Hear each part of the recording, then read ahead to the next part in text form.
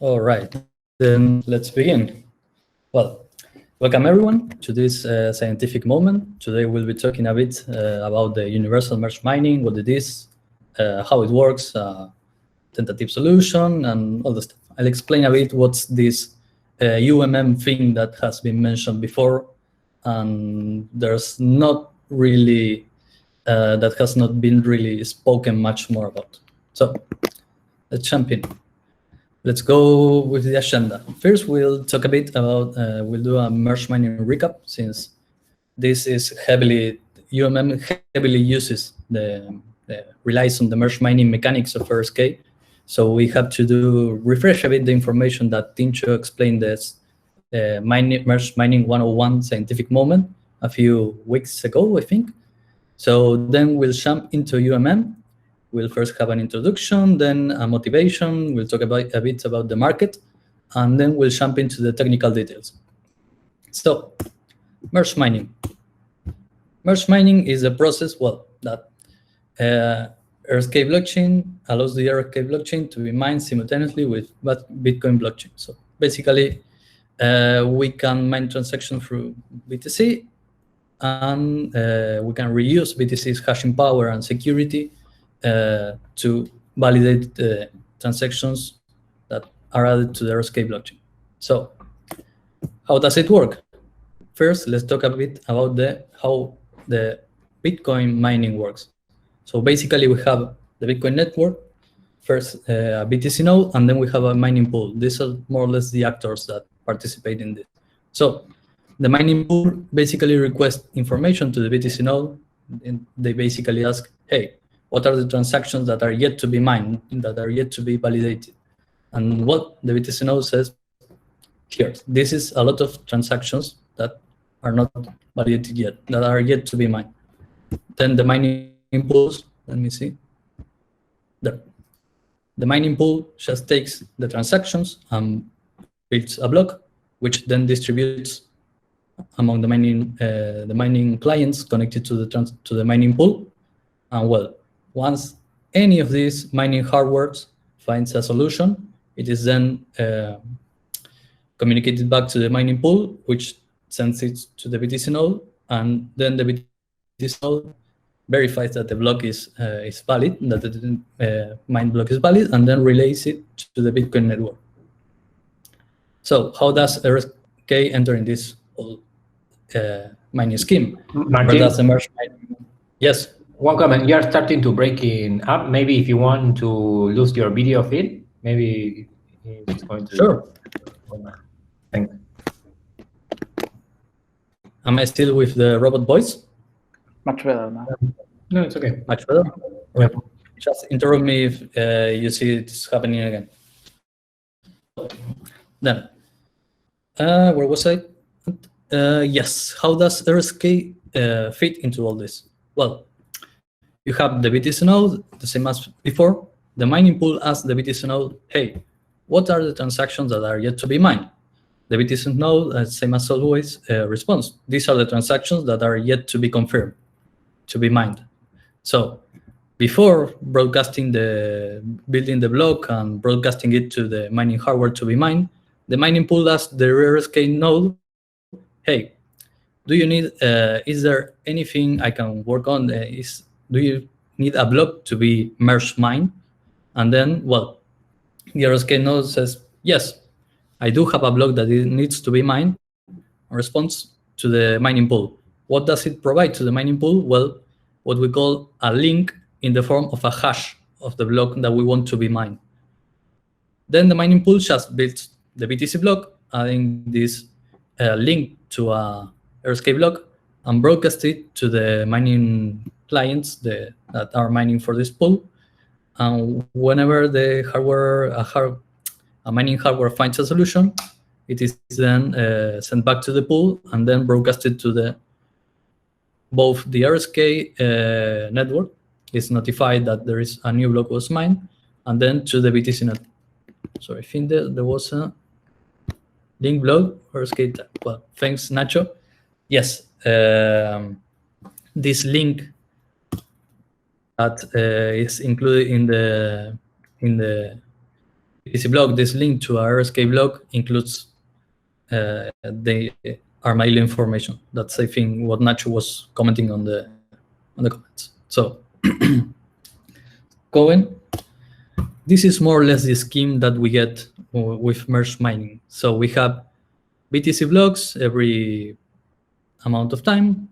Well, you have many RSK blocks. Some are linked to main chain BTC blocks. Other RSK blocks are not linked to main chain BTC blocks, since we use intermediate solutions as well that may not end up in the BTC main chain. And well, this is more or less the general scheme that you could graphically represent the two blockchains, BTC and RSK. So the RSK blocks are anchored to BTC blocks, obviously main chain. Then, how is the link done? How do we link an RSK block to a BTC block? As I mentioned before, there is this link is in the form of a hash.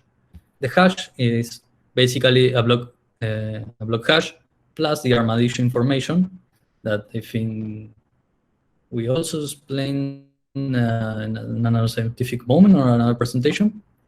So we won't dwell deep in that. So then, how do we link the RSK block to the BTC block? Well, we include this hash, this link, into the Coinbase transaction of the BTC block. So if you go to any explorer, BTC Explorer, and you go to I don't know, perhaps a block that has been mined by BTC Pool, maybe BTC.com or /pool or F2 Pool, any of the other pools that are mining us, and you check the Coinbase, you will find a special output in the Coinbase that is dedicated to this link that contains this hash for merge mining. So then, here's an idea. What if we did the same thing, like using BTC as a way to secure RSK transactions, but what if we did it with RSK and other blockchains? So basically, what we will kind of replicate this merge mining process with other blockchains, but these blockchains will be anchored to an RSK block that will be anchored to a BTC block. So by transitivity, this block alternative blockchains block will be anchored to a BTC block through an RSK block. So enter UMM. This is, well, the same process as merge mining, but we allow other blockchains to be simultaneously mined with Bitcoin and RSK. So we allow the transactions of these blockchains block to be confirmed through RSK and Bitcoin. So what are we going to do? Since there are many alternative blockchains and we don't want to provide this service to one blockchain only. So we will allow for each RSK block, will allow these blockchains, alternative blockchains, to add a link the same way we do with RSK and BTC, but they'll add a link to our RSK block. Then, since that link will be embedded in the RSK block, when we link the RSK block to a BTC block, then we will be kind of, by transitivity, linking that blockchain's block. So since we want to just be we don't want to offer this only to one blockchain, so we will allow many blockchains to participate in this. An RSK block will include links to many blockchains. So obviously, one blockchain, one of these blockchains block will be linked to an RSK block and to a BTC block. So the old merge mining scheme this is more or less the same as shown before. You have RSK blocks anchored to BTC blocks. Now that we'll allow other blockchains to be merge mining through RSK and to BTC, we have a scheme similar to this. So let me explain.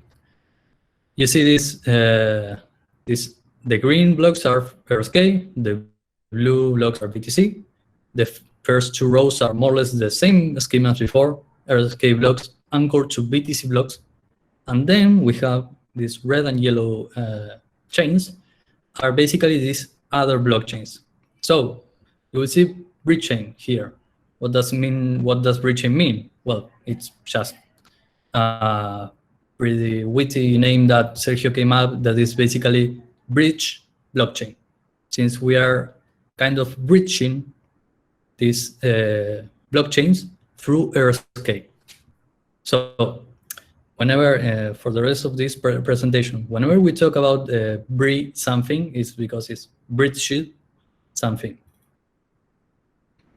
So then let's talk a bit about motivation. So why would we be doing this? So what do we gain from it? What do miners gain from it? What do other blockchains gain from it? So basically, here is a little extract about other blockchains that do not use SHA-256 proof of work. These use another algorithm as shown there. And well, these many blockchains expend a lot of money monthly, as you may see there, in securing their blockchain. However, they put a lot of money into it, but sometimes it's not enough to prevent, to secure it, like to provide a good level of security for it. And many of them, well, they are not pretty easy, but they are easily attackable. So Ethereum Classic and Bitcoin Gold are some example. I think these two chains already receive I think a double spend attack, if I'm not mistaken. So what these blockchains can benefit from this UMM scheme is that they would, by merge mining through RSK to Bitcoin, they can get more or less the same level of security as RSK. So RSK nowadays has, I think, around 50% of the Bitcoin's hashing power. So so by mining through universal mesh mining for RSK and BTC, these blockchains can get a level of security that is not reachable by the way they work right now. So instead of putting all that cash, all that budget into their own mining network, which is not comparable to Bitcoin's, then they are not that secure. So if they put that budget into, well, universal mesh mining, which is what we are trying to offer them, then they will reach levels of security that are not heard of for them currently. So let's talk a bit about money. So for the RSK and the miners. So this is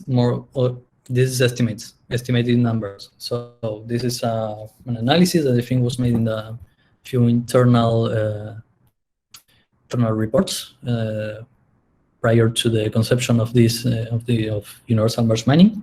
So we have the total estimated market of these blockchains that could use universal merge mining, that could dedicate their security budget to this, is around, well, 40 million USD per month, or 480 million USD per year. So since the aim is to use this as an incentive for miners to hop on to RSK as well, and well, we have to pay them for the labor, for the hashing power they put into mining the blocks. So this would be split the same way as currently with Remask, that RSK would take 20% and miners would take 80%. So this translates to 96 million USD per year, or 384 USD per year for the miners. Since, well, it's not kind of a feasible scenario to take to reach all that market. Suppose that a realistic scenario is just taking 5% of the market.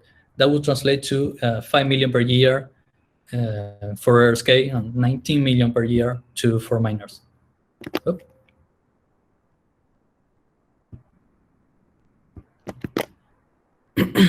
Then, so there is a pretty big incentive of kind of tapping this untapped market, and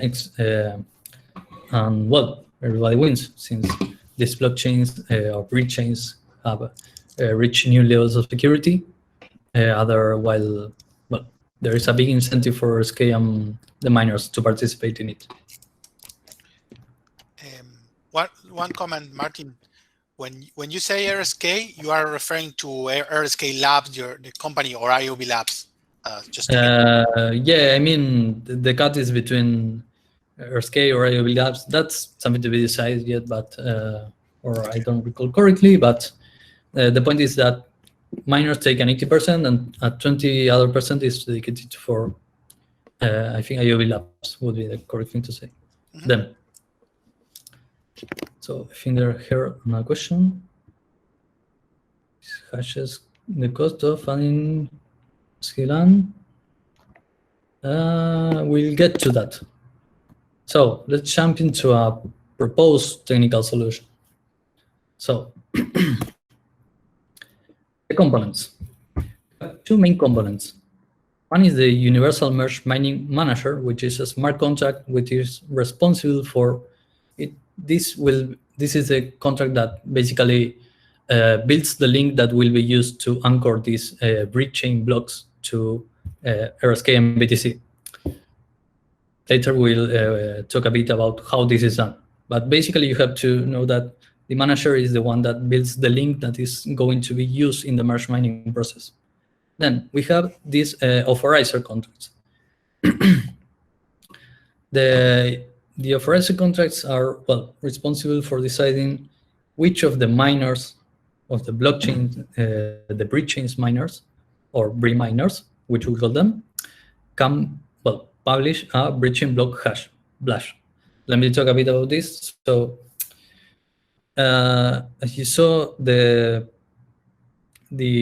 RSK merge mining process with BTC involves using a link to our RSK block, which is basically a hash of the RSK block, plus certain information in the case of Armadillo.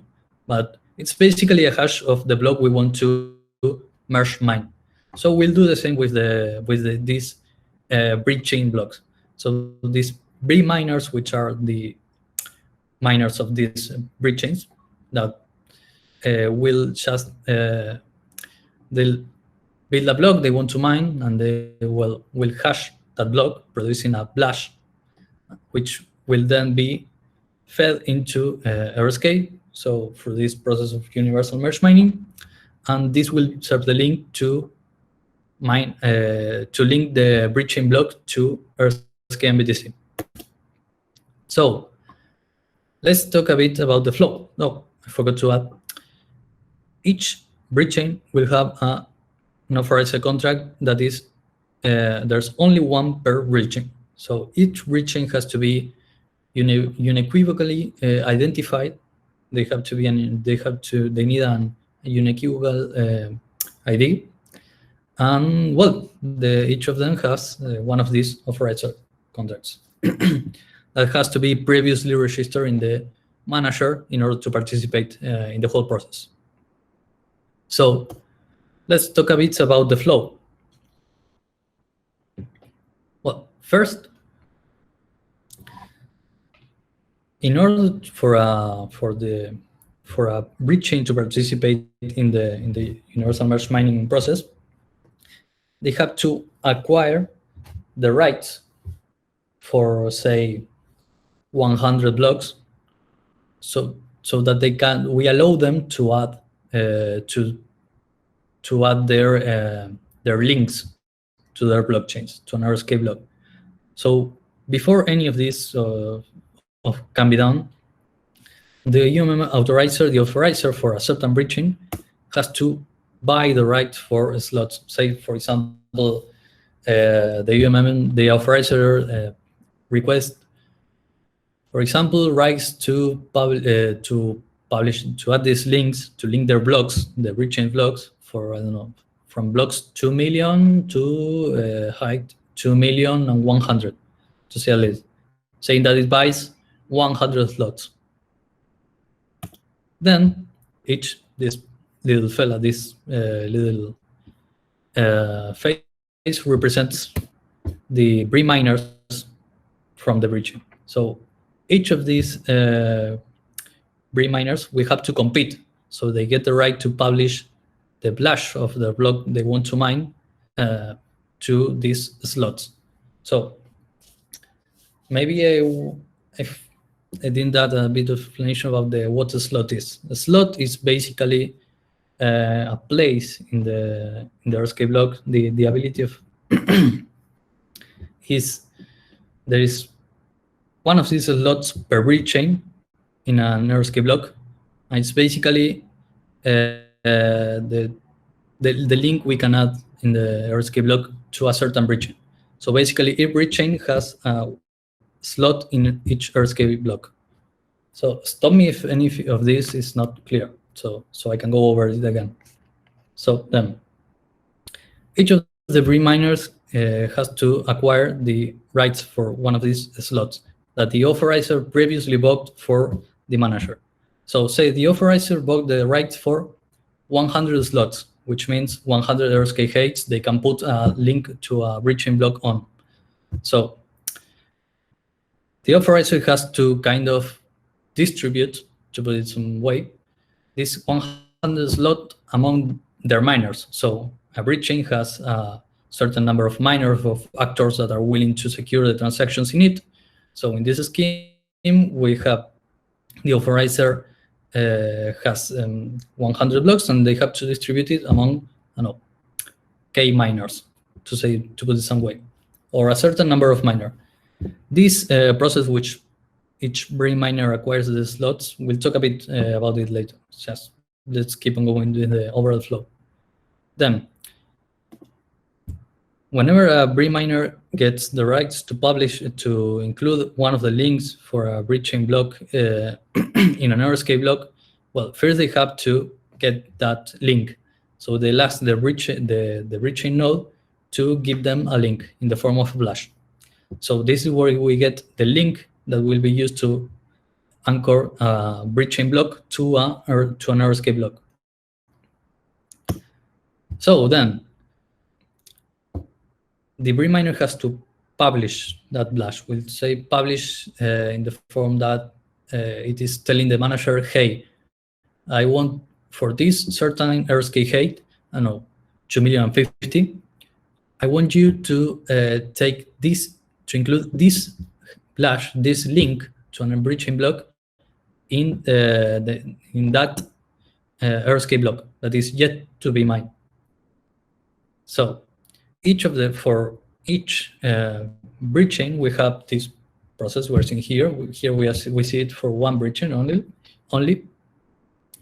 And then, well, if we have, I don't know, 10 bridge chains participating, then for each RSK height, we have 10 published blushes, each from bridge chains miner. So after, when we reach that height, that the block is yet to mine in RSK, the manager what does is export the root. Export the root. The root is the link. So it's basically a link to all the other links. So yes, let's put it that way. It's a footprint of all the links that are included in that RSK block. So in the form of a hash, obviously. What does the RSK chain node do with that? Then it basically builds a block, the same way the RSK blocks are built nowadays to mine, but it includes that link to the many bridge chain blocks into the RSK block that is yet to be mined. Then it just forwards that link that RSK block has to be mined, so it is mined. It follows the same process I detailed in the merge mining recap. So then, once the block is the RSK block is mined, the RSK node just announce it. It has to relay it to the RSK network, as always. So after the block is relayed to the RSK network, now the miner has to know that this block was mined, so that they can finally relay that block that has the link to their bridging block to their network. So the RSK node just basically announces a node. The bridge miner will have to find out, maybe by polling or any other mechanism, that a new block was mined, and they have to verify that that block includes the link they published to the manager. So once they find this block and they find that the link they published was mined through an RSK block, then they have to submit it to their bridge chains node. So basically they say, well, hey, so I put a link for this bridge chain block in RSK. That link was included in an RSK block which was already mined. So here you have all this information that works as a proof for one of the bridge chain blocks, right? Well, what does the bridge chain node have to do with that block? Well, first verify it, that it was correctly merged mined. We'll talk a bit more about this later. And then it relays it to the bridge chain network. So, and the bridge chain network, well, it just advances the same rate as, more or less the same rate as RSK. So, any questions until now? Up to here? All right, I see Sergio is taking care of the chat questions. Great. Now, how does a miner acquire slots? So, say the authorizer bought the rights for 100 slots, and it has to distribute it among its debris miners, which want to make use of those slots to merge mine a bridging block through RSK and BTC. So this slot acquisition is done through the authorizer. So the authorizer, the method that does this distribution is completely transparent to the manager. So since this authorizer is supplied by the bridge chain owners, say Bitcoin Gold wants to participate, they say, hey, here is our authorizer contract, register it in the manager. So the contract may work however they see fit, but it has to comply with a predefined interface, which is what the manager uses to perform validations and etc. So we suggest there was a research when universal mesh mining was conceived about what the best way or the most fair way of handling this would be. So the current suggested method is a blind auction. So each miner will get a number of slots proportional to how much they bid. So let's go a bit on this. But first, the authorizer has to open the auctions for K slots, for suppose 100. Then these auctions will last for a certain amount of time. Currently we are aiming for 24 hours, maybe. That is subject to change. And these auctions are split into a blind bidding phase, where each bridge miner will say, hey, this is a blind bid, so I'm bidding for, I don't know, a hidden amount of RBTC. And then there's a reveal phase where each bridge miner has to announce how much they bid. So,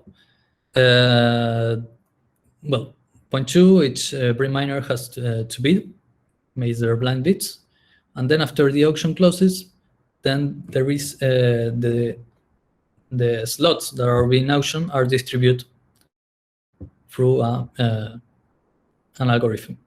It's yet to be decided, but they have to be the most fairly distributed. So this is more or less the process. This is the suggested process. The authorizer owners may believe that they must have other processes. I don't know, but that's up to them. This is our suggested method of allocation. Then, now that each so now the slot acquisition phase for a Brim miner is made. Suppose that a Brim miner wins a slot, and they want to publish, to link a block they want to merge mine.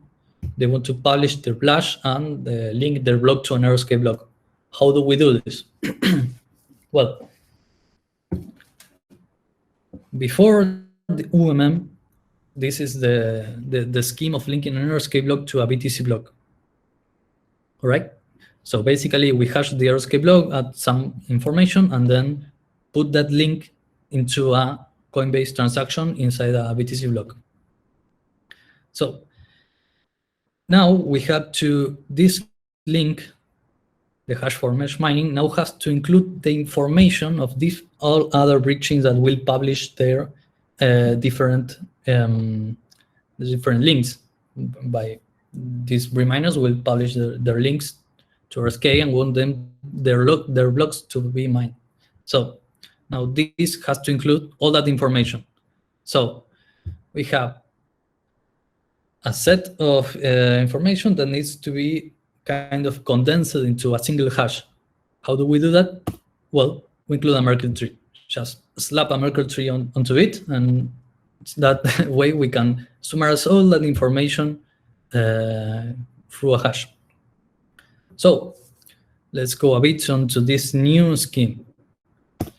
These are the blashes, one per bridge chain. Each of these is published or communicated by a Brim miner. They say to the manager, "Hey, I want you to include this Blash 1 into the next RSK block."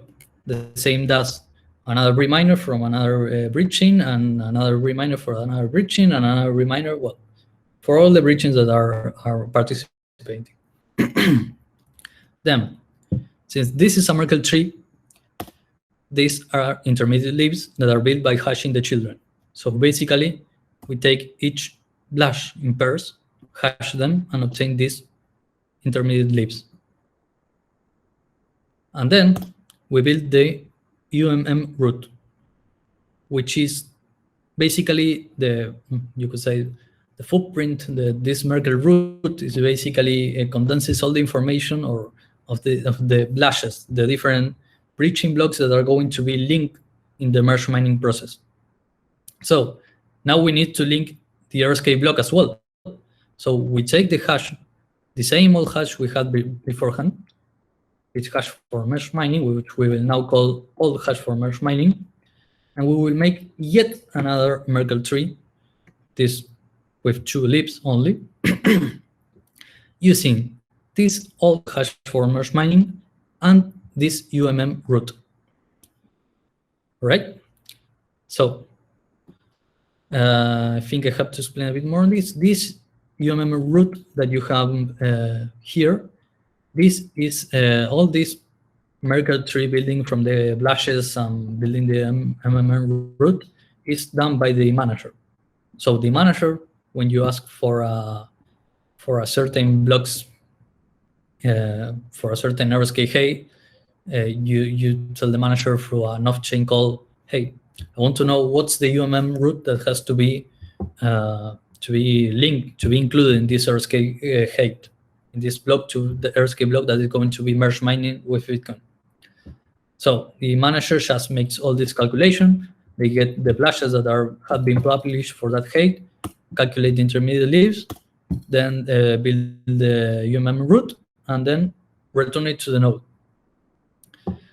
And then, well, this is hashed with the old hash for merge mining, and we get a new hash for merge mining, which, well, we append some security information, armadillo information to it, and then we use that to link the to put it in the Coinbase transaction in a BTC block. So then I wanted to talk a bit about the RSK changes for this. So Papyrus 201, if if I'm not mistaken, includes the necessary changes to support the UMM process from the RSK shade. No. So the only change that was needed was to add the UMM root to the block header to the block. So this little root that we have here is now included into the RSK block header. And well, it contains the link, since it contains the link to all these different bridging blocks, it needs to include them.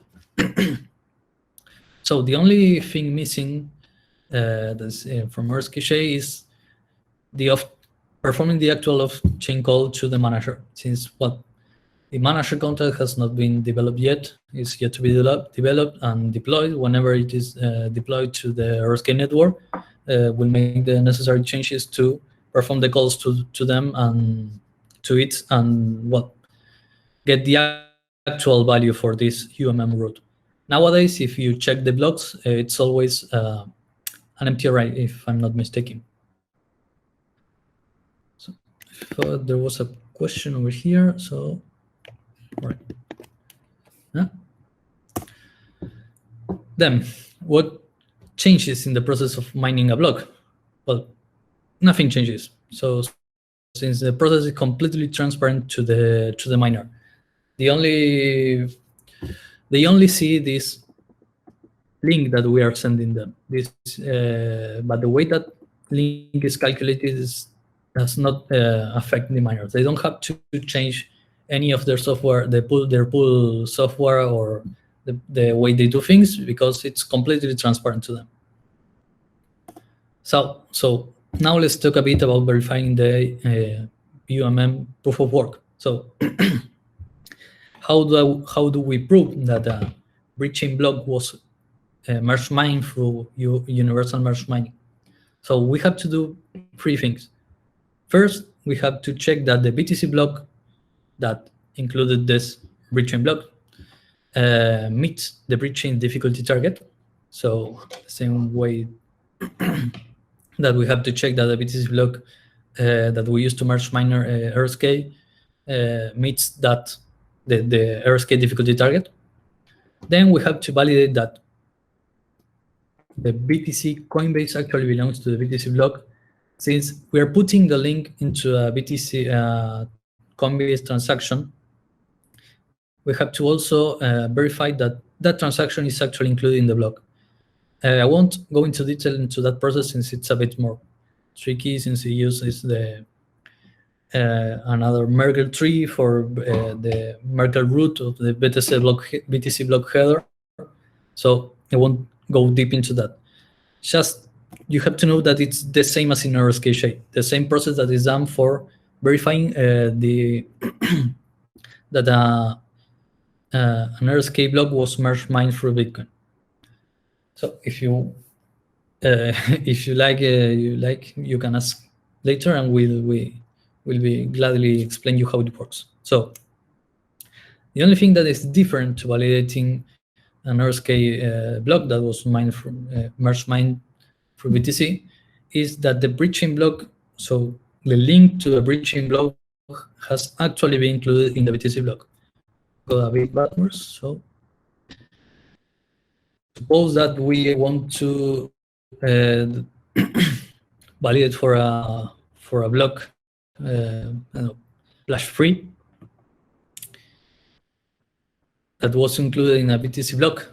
Then we have to make sure that we can reconstruct all this link from all the information that we have here, and we have to verify that for a given Blash bridging block hash that is actually included in the Coinbase transaction. How do we do that? Well, reconstructing everything. So we do that. Suppose we want to validate that the Blash free is included in the BTC block. Then first we have to reconstruct the UMM root. So what we'll be basically do is reconstruct a Merkle tree through the Merkle tree root through a Merkle tree path. So what do we need? Since these intermediate nodes are built by hashing its children node, we need for the blush 3, we need the blush 4 plus this node B, since the node C is calculated from blush 3 and blush 4, and then we'll need, that way we can reconstruct this UMM root. Now, we need the all hash for merge mining. That means the RSK block, we are going to include the link to a bridging block in. We need the hash of that RSK block. So we hash that RSK block, and then we have the other leaf we need that has to be hashed with the UMM root to get the new link, the new hash for merge mining. So that way we can reconstruct this whole this link, and then check that it is actually included in the Coinbase transaction. If we do this, so if we do this for the blush 3 and we can reveal this link and it actually is present in the Coinbase transaction, then it means that the blush 3, the bridging block that has the blush 3 has actually been merge mining through this RSK block and this BTC block. So it serves as a proof.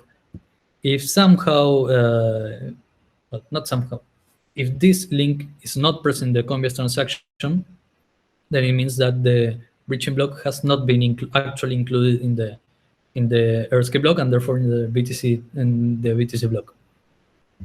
So I think that, well, that's more or less what I just said, that we have to reconstruct the link and verify that the link is actually inside the BTC block Coinbase transaction.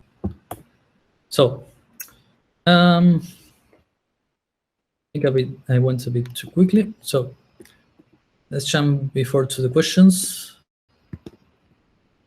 I hope I was clear enough. I think we tried to kind of, thank you, Raul. We tried to make this, to condense this whole universal merge mining new system into a few slides to be, that could be explained in 50 minutes. So,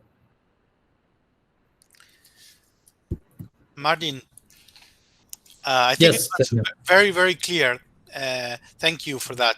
I just want to mention that once this is developed, the full thing is fully automated and decentralized. There is no authority or operator that needs to do anything. That it's created to be fully autonomous and decentralized.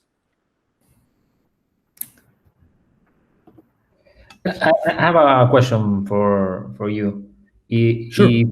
If I'm on one of these blushes, bridge blockchains, and I need to go through this bidding process in order to get future slots, and where I can include my links, is that cumbersome? Is there a way to predict or to be sure that I'm going to get certain amount of future blocks? So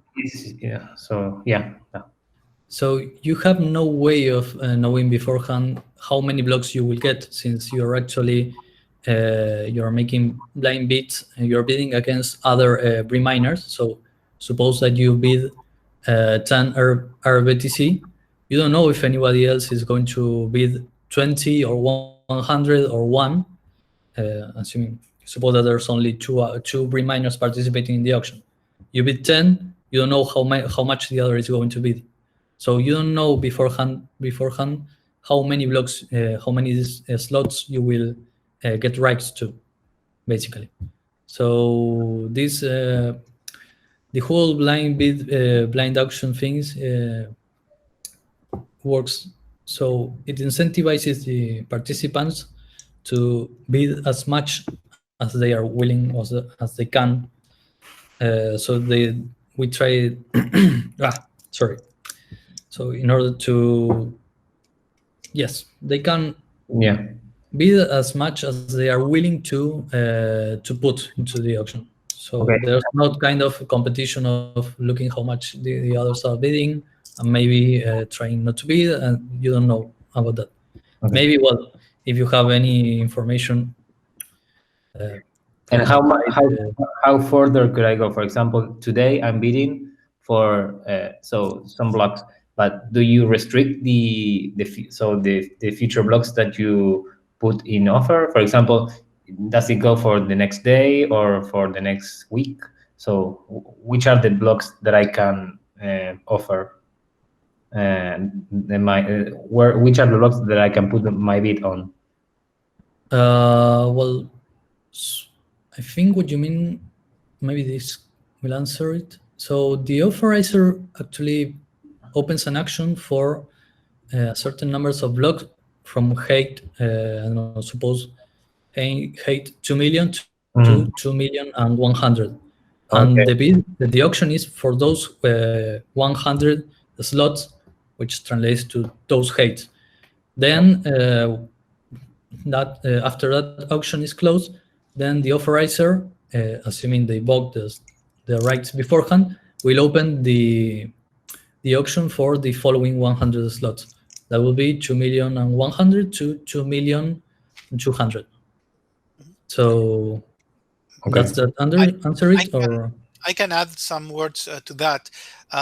Generally, any number about 1 day to 1 week, even 1 month, it's okay. I mean, it depends on the variability of the hash rate. If you think that in compared to Bitcoin, for example, you see that hash rates are variable, but they don't change so often. So essentially, if you bid for a number of blocks, you are almost sure that you would get approximately that number of blocks. The hash rate of Bitcoin, for example, is not so much changing all the time. So there is some equilibrium there where what's the best interval to take for the auction, but maybe it's about the day. Okay. Can I ask something?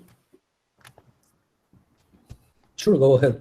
Okay, well, first, thanks, Martin, for the presentation and the team, because it's something great to know at least a bit more about the mining thing. I was wondering about how many miners or another chains are interested in this. If you had the chance to talk to anybody about this, how was the reception? Yes, as any other project or product, there has to be a kind of a commercial phase that we are working on right now. So yes, I think there have been a few interested prospects. So, but it is yet on the works. Okay. I have another question. So, well, first of all, congrats! Really, really nice talk. Very clear. And what would this new? I mean, suppose that one blockchain adopts this new method. So, what would this imply to the miners? So, how the business of the miners will change now? Because now they are mining with equipment, but I do understand that after this they won't have to use equipment anymore. So you mean miner BTC miners? No, like blockchain miners. Blockchain miners. Well, I think they are still, even though they use the equipment to mine for the bridging blocks, since the bridging blocks include a reward for mining them. So these bridging blocks still have should still have the rewards, since there is an incentive for them to be like incurring in the cost of buying the equipment, maintaining the equipment, the operational costs, and all that. So if the costs outweigh all the benefits, then they wouldn't mind. So since the bridging blocks still have their incentives, well, that's where they get their money from. They wouldn't change that much the their costs, since that budget, that money they put into maintaining the equipment would be used instead of into bidding through the authorizer, or just providing enough bidding through the authorizer. So instead of being fiat money maintaining those equipment, it will be RBTC that is moving through our network in order to buy these slots for these blocks they want to merge mine. And they still get the reward through those merge mine blocks. Well, that I assume if the bridge chain allows that. So because at the same time, I think that now miners, I mean, the mining market will be open to more people, because right now getting the equipment is not easy for someone, let's say, in South America. So this will be like mining inclusion. So that's great.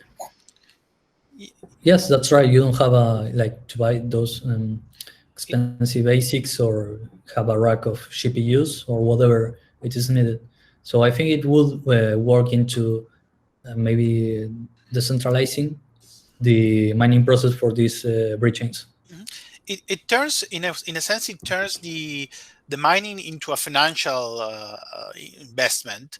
It's very similar to proof of stake in a way that, if you add some stake to the authorizer, then it's pure proof of stake. Like it's fully a financial investment.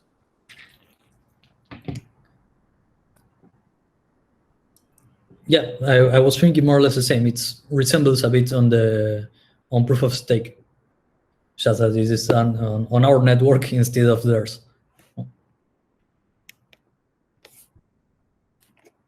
So yeah.